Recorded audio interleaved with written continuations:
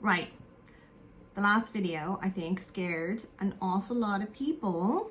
So I just wanted to use this time here to clear some things up. So to recap, back in 2017, December 2017, I was diagnosed for the first time ever with cancer.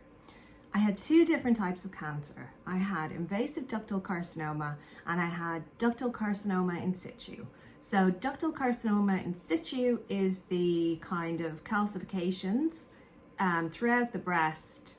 I think it's considered stage 0, so precancerous. They removed that with a mastectomy. The other part, the invasive ductal carcinoma, was two separate tumors. At the time, if you go back and look at the videos, there was something like, we thought that it was like maybe 2 centimeters or 3 centimeters. When it all came out in the end, in the mastectomy, it was like 10 centimeters. It was massive. So the other thing was that the cancer had already metastasized to the lymph nodes. That's why I have all of those beautiful scars there. So I had a full lymph node clearance underneath the arm. After the mastectomy, I believe it was stage 3C. I could be wrong. Either way, stage 3, B or C would be advanced stage cancer. So stage 3, B and C, and stage 4 are advanced stage cancer. If you have stage 3, B or C, you already know that. Okay. So knowing this, I just want to make something clear here. Just because I have found out now that I have bone mets, it doesn't make any difference to me. I feel the exact same way now that I did 3 months ago, that I did a year ago, that I did 2 years ago, that I did when I finished up my active treatment. You have never, ever, ever heard me say here, I am cancer free. You have never seen me do a post on Instagram saying, I'm 1 year cancer free or anything like that. Something I have done is I've said, it's 1 year since my diagnosis or it's 1 year since active treatment ended. I kind of stopped talking about it after 2 years. Do you know why? Because I didn't want to tempt fate. In my mind, it was always going to come back. I didn't know when. That's the only thing. I just didn't know when. For me, the easiest thing was to actually just accept it that way. Now, it's not always the case. It's obviously not always the case. But there are people who, they could have been diagnosed at the same time as me. And it could be 18 years before it shows its face again. Or there are people who were diagnosed at the same time as me and 2 years later it came back. And then 2 years after that came back and there was mets.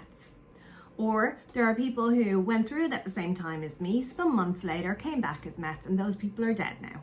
Look, I'm sorry, but I am going to just be honest here, okay? I need to just be matter of fact about this.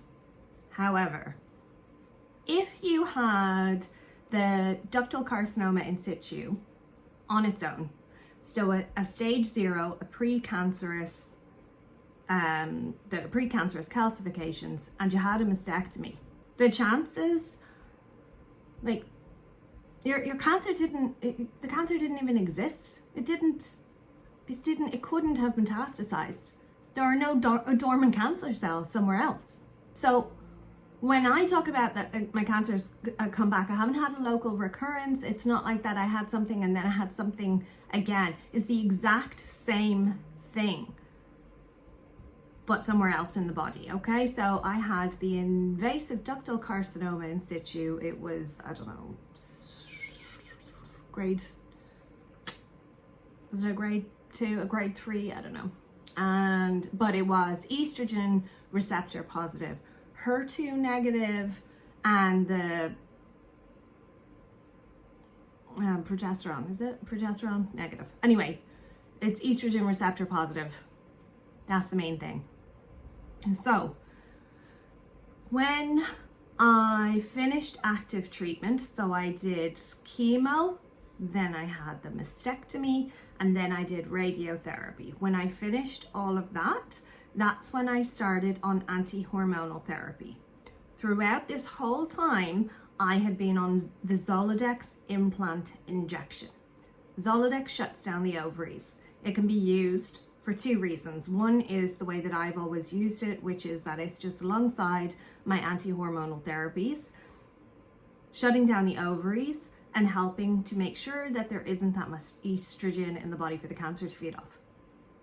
The other thing is that it can shut down the ovaries to protect the ovaries during the chemo, so that should you wish to have a child after your cancer treatment, your chances are better. So back to you. After radiotherapy, I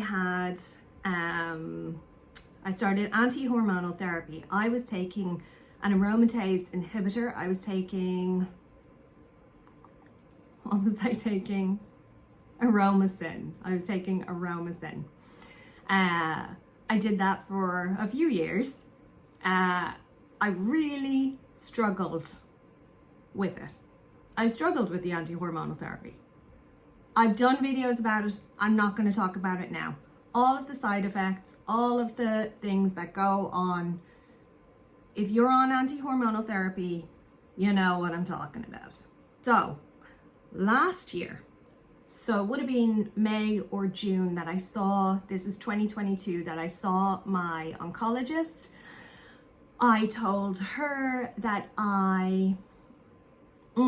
so what happened was I switched to tamoxifen the year before because it was that I was not tolerating Aromasin well, so I started tamoxifen. Last year I told my oncologist, I'm not tolerating it, I don't want to do it. So she said, okay, take a break from it, continue with only Zoladex, and this year, 2023, I could stop Zoladex and then restart tamoxifen for another 5 years. So this year I went along to my appointment. I had a new idea. I said I wanted to stop Zoladex. I wanted ovarian function to return. I wanted to see if I could have a baby. And I went about a plan like that. And it was all dependent on the CT scan being clear. It wasn't. So all of that is out of the picture now. And I'll do a video about this another time. It's a very specific kind of subject that is not really relevant to that many people. So yeah. Right, so that's the little backstory. I know that people have been asking, hang on a second now. If you were on the anti-hormonal therapy and the treatment for now, you being stage 4 is anti-hormonal therapy, what's the catch? What's going on? Something's not right. Now, I don't know. I don't know if it's because I stopped taking the tamoxifen. But I'll tell you something.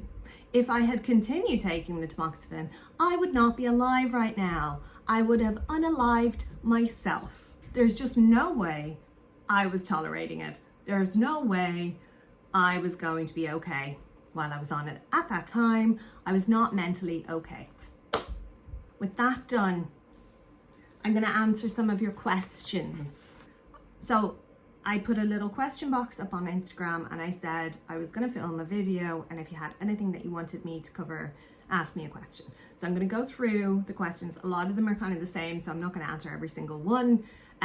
But yeah, to try and clear some things up, because all of the kind of questions and fears and everything are kind of a variation of the same thing. So, how did your cancer get to stage 4? Were the doctors scanning and testing yearly or every 6 months? Okay, good question. I was going to forget about this. So everybody is different. Your after treatment care, your follow-up care, everybody is different. Different groups of people will have the same kind of follow-up care.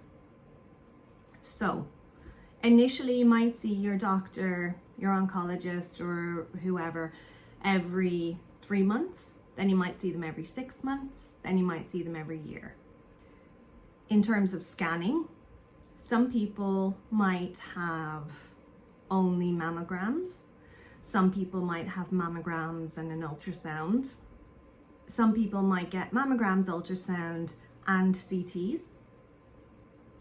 And then some people may not get CTs. So it all depends on the type of cancer that you had and the staging of the cancer. So my follow-up care was initially maybe 3 months and then 6 months, but it is at the stage now where it was yearly.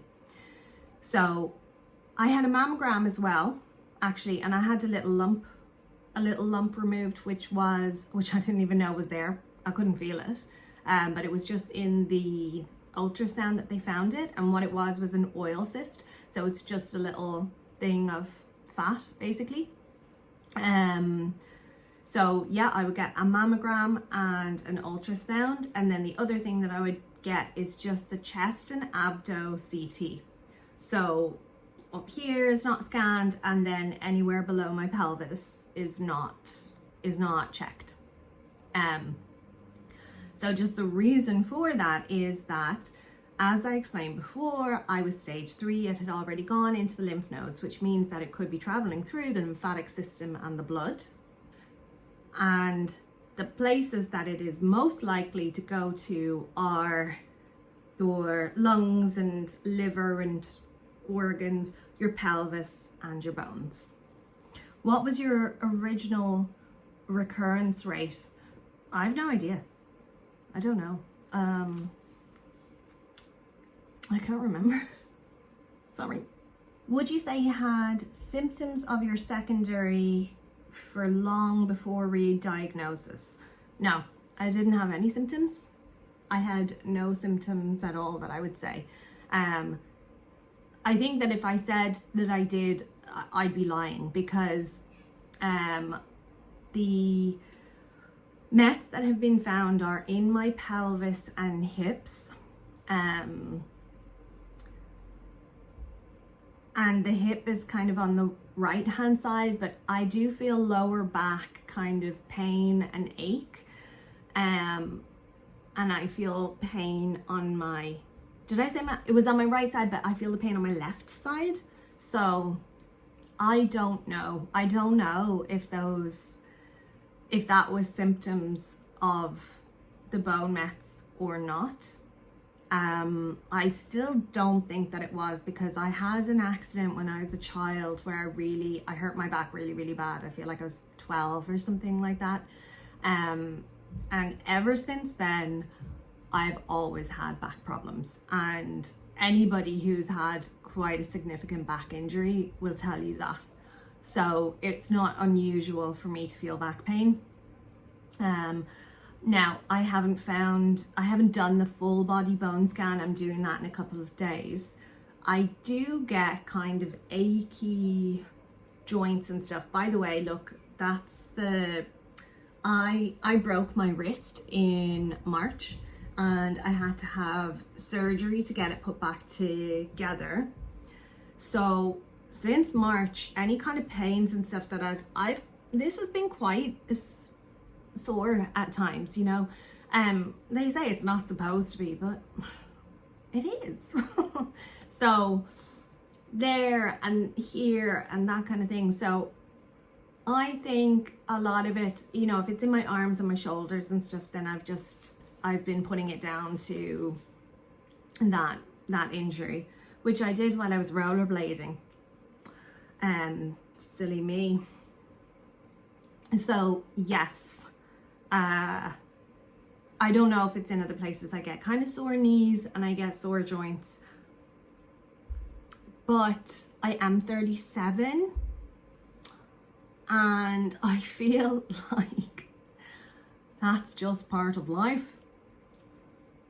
So somebody else just saying, did you have any inkling that your cancer was back?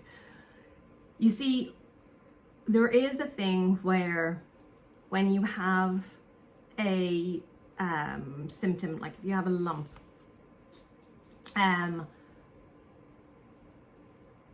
people say that you go, I know what it is. I know it's cancer.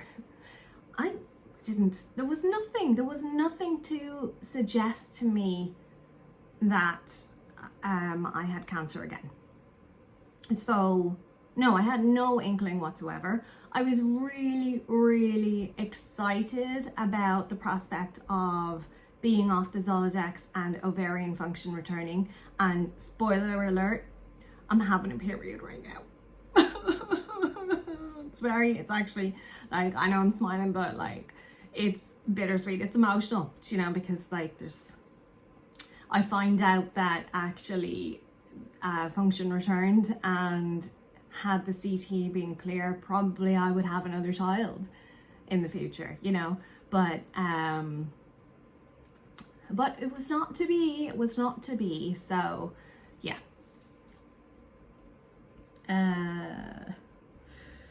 So there is, that's the same person actually. Where are the bone mets, and are they the same? Is it the same type of cancer? Yes. So I did say that already, but just the bone mets are the same breast cancer that I had, estrogen receptor positive.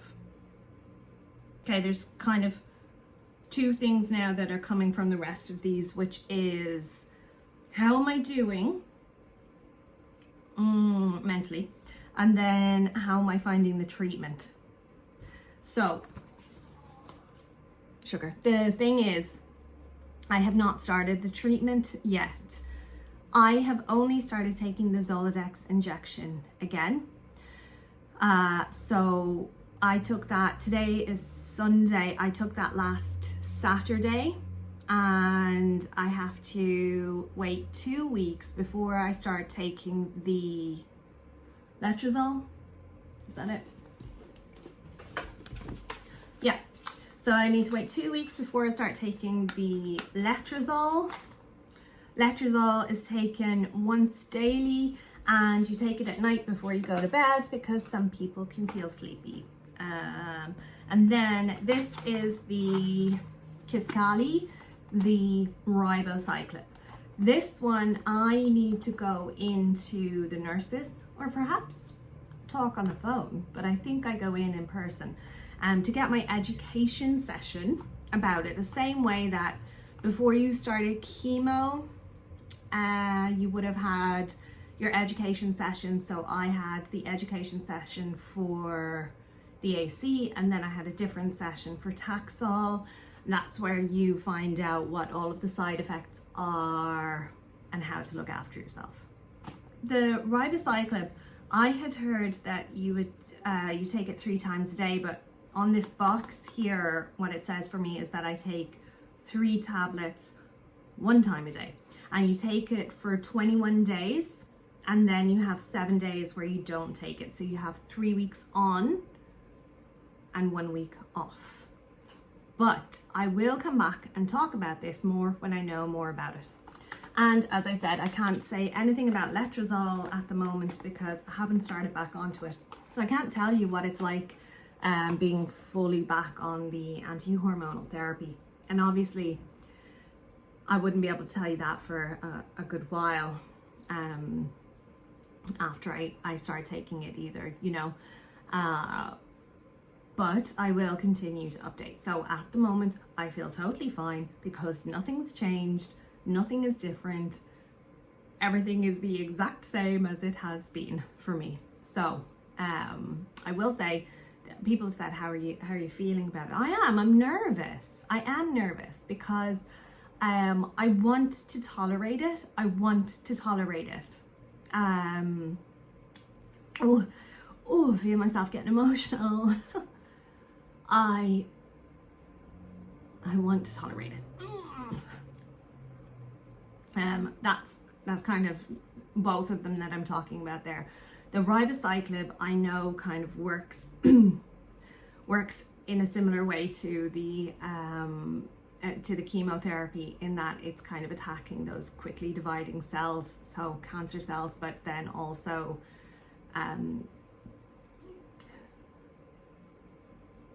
the other cells. So I know there could be hair thinning and that kind of thing, and I want to look like me still.